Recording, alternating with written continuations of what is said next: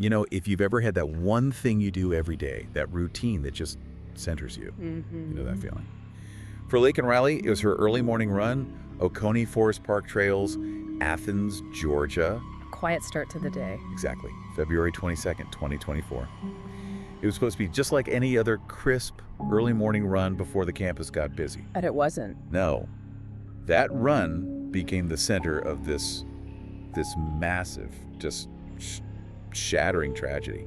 So today we're doing a deep dive into the source material around the Laken Riley case. Right. We're going to look at the factual timeline, the forensic work, the investigation, the legal outcome, and also the huge impact it had. First on the community, and then, wow, almost immediately nationally. Yeah, the ripple effect was immense. Laken herself, she was 22, a nursing student. And everyone in the sources, they describe her the same way. Disciplined, focused, really dedicated. That run wasn't just exercise, was it? No, the sources say she needed it to clear her head.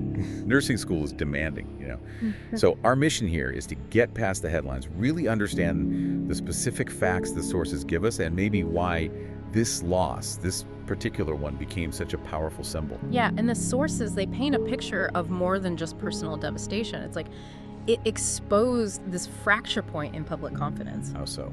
Well, this deep dive shows how incredibly fast a private loss just blew up into a national symbol. It raised these huge questions about safety, about vulnerability prevention, questions that, frankly, even with a conviction, still kind of hang heavy in the air. That tension is key, isn't it? The personal grief versus the public debate. That's what we need to analyze. Okay, so let's unpack this. Starting with that morning, the timeline. Okay. The moment her routine just broke. Okay. So Laken usually ran near Lake Herrick, Oconee Forest Park Trails. Busy later in the day, but early. Pretty quiet. Yeah. When she left, everything seemed normal. But the sources show by late morning her absence was. It was ringing alarm bells, her roommate got worried, Laken hadn't returned by noon, wasn't answering her phone. And that was unusual for her. Deeply unusual. The sources really stress this. It was not like her at all. And that reliability, that consistency, it actually sped up the response, didn't it? Absolutely. Yeah. Campus police were called within hours. Not days, hours. A search started pretty much immediately, focusing on that wooded area behind Lake Herrick. The urgency wasn't just guesswork.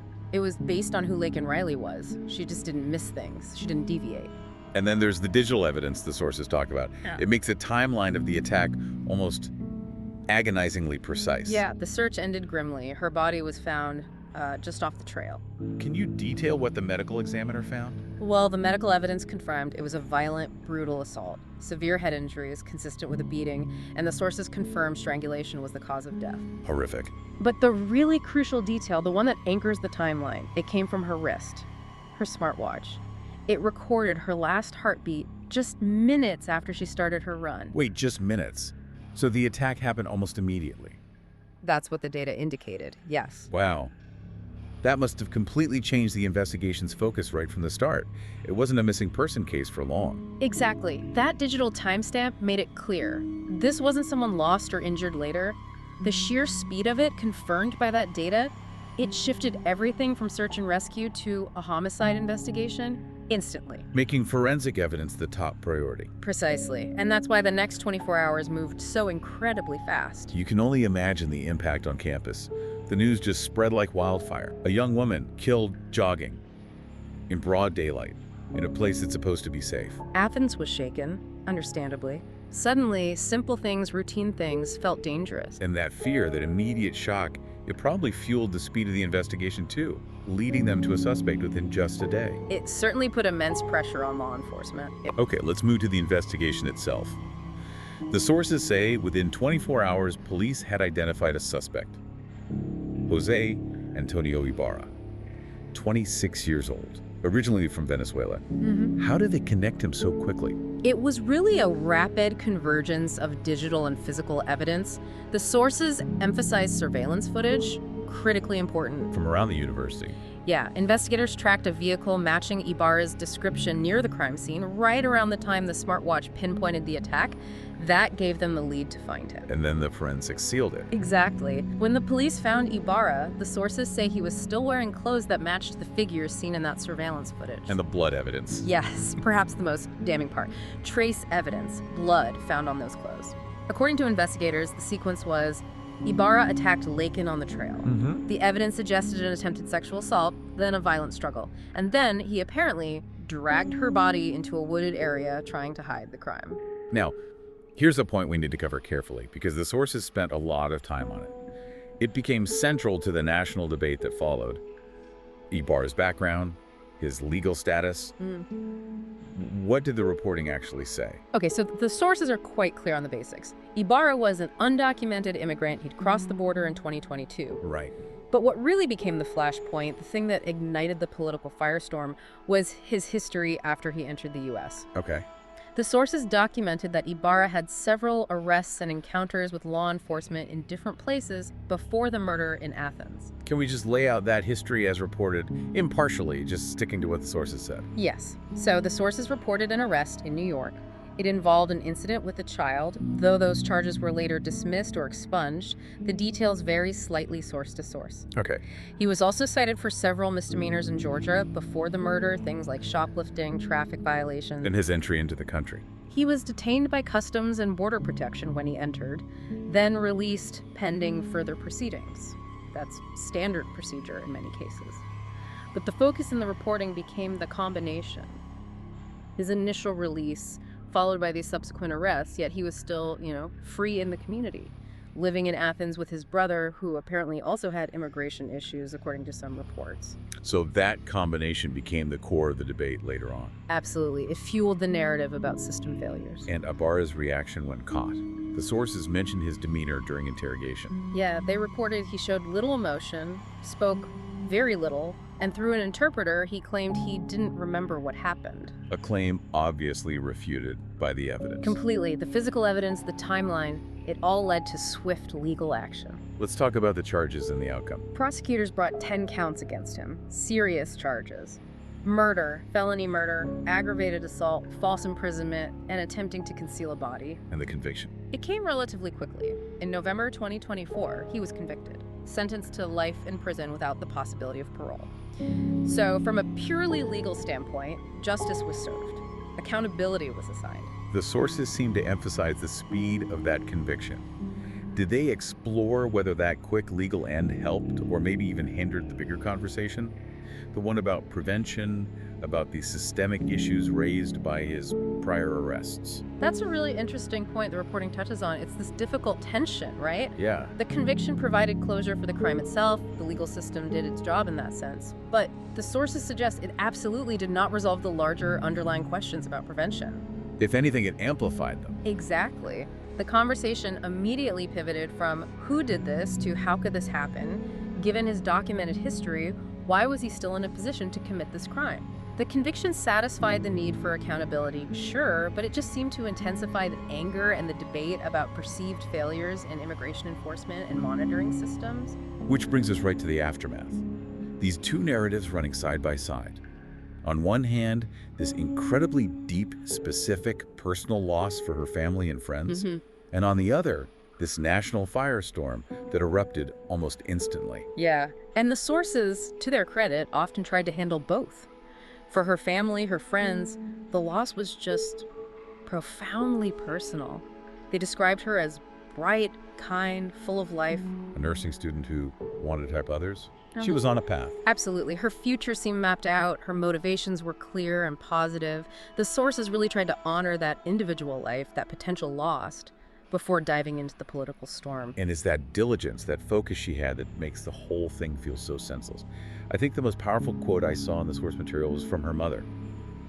She said she was doing everything right. She was careful, responsible, and good. And yet she's gone. It just cuts right through, doesn't it? And that sentiment, that feeling of doing everything right, yet still falling victim, it connects directly to why this case became such a potent symbol. It wasn't just a tragedy, it became a symbol of something larger, of anger, politics, and pain. The sources show he was absorbed almost immediately into these huge societal debates, primarily the one around border control and immigration policy, right? Overwhelmingly so. It's fascinating and also disturbing how quickly her personal story got folded into those pre-existing, highly charged political narratives. How did the sources you looked at handle that? Reporting on the grief while also covering this massive political reaction. What were the specific arguments being highlighted? Well, the political reporting was immediate and intense, as you said. News outlets everywhere started hammering on basically three key areas. First, immigration laws. The fact Ibarra was undocumented just became Exhibit A for arguments about border security. Should enforcement be tougher? Should arrests trigger more immediate deportations? That debate exploded. Second, campus safety. People asked, why wasn't this popular trail safer? Where was the security? It raised questions for universities everywhere. And third, sanctuary city policies came up too. Sources highlighted debates about whether local police should have to cooperate more fully with federal immigration authorities like ICE. And this wasn't just talk, right? Oh. The sources noted that this case was used almost immediately to push for actual political action. Oh, absolutely. The sources documented the push in Congress for the Laken Riley Act. Right, I remember that. Yeah, it was a proposal specifically designed to mandate the detention of undocumented immigrants if they were charged with theft or certain other crimes. It shows that direct line the sources drew. Laken's death leading to a swift, specific political reaction aimed at closing what proponents saw as loopholes in immigration enforcement. But here's where it gets really interesting, I think, looking at the community response back in Athens. Right. Documented in the sources. Because amidst all that national political noise, Yeah. the local focus seemed to shift more towards mourning, solidarity, trying to kind of reclaim a sense of safety and agency from the fear. Students organized candlelight vigils pretty soon after. They did, and they channeled that grief, that pain into something active, something kinetic, remembrance. The memorial run. Exactly, the run for Laken. Hundreds of people showed up. Yeah. And the sources described it powerfully, people running in silence, some openly crying. Wow. The argument you see in the reporting is that this wasn't just grieving, it was also this act of reclaiming agency, a physical refusal to let fear define that trail or define the routine Laken loved. It was their way to keep her memory alive, tangibly. That's powerful. Yeah. But then there's that final chilling takeaway the sources often. Yeah. Speaking directly to you, the listener, especially women, that Laken story is this chilling reminder Yeah. that you can be smart, careful, do everything right, Yeah. and still not make it home. It's this stark acknowledgement of a vulnerability that persists. So when you step back, what does it all mean? The sources really lay bare this difficult tension. On one side, you have the pursuit of justice, the conviction, the life sentence that happened. Right. But on the other side, you have this unavoidable systemic question of prevention. The question echoed across all the reporting. Why was someone with a documented history of arrests still walking free? That question. That's the lingering shadow of this case. It seems to override the legal closure for many.